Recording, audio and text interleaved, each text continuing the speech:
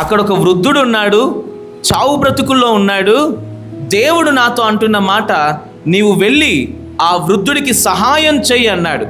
సైతాన్ అంటున్న మాట, నీవు ఆ వృద్ధుడికి ఏ సహాయం చేయకుండా మౌనంగా ఉండు అంటున్నాడు.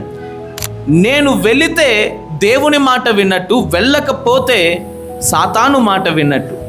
దేవుడు ఏదైతే చెయ్యమంటాడో సాతాను అది చెయ్యవద్దంటాడు. దేవుడు ఏదైతే చెయ్యవద్దు అంటాడో సాతాను దానిని చెయ్యమంటాడు. ఇప్పుడు దేవుని మాట వినకపోవడం అంటే దాని అర్థం ఏంటో తెలుసా?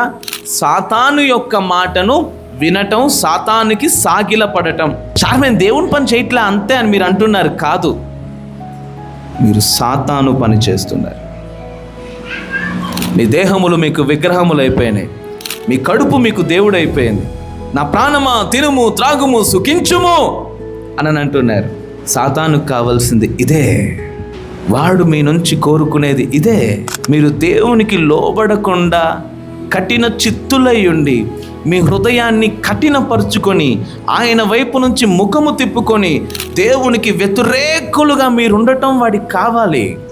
ఈరోజు మీరు స్వల్పంగా చెప్తున్న మాట ఏంటంటే, సార్ నేనేం పాపం చేయట్లేదు సార్, నేను వ్యభిచరించట్లేదు సార్, నేను దొంగతనం చేయట్లేదు సార్, నేను ఎవడి కొంప దోచుకోవట్లేదు సార్, నేను పొరుగువాడి దాన్ని ఏం ఆశించట్లేదు సార్, నేను పరిశుద్ధుణ్ణి అంటే, సార్ మీరు దేవుడు ఏదైతే చెప్పాడో దానిని చెయ్యట్లేదు.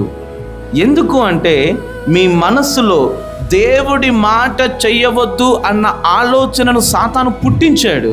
సాతాను పుట్టించిన ఆలోచనకు సాగిలపడ్డారు, which means you are worshipping demon.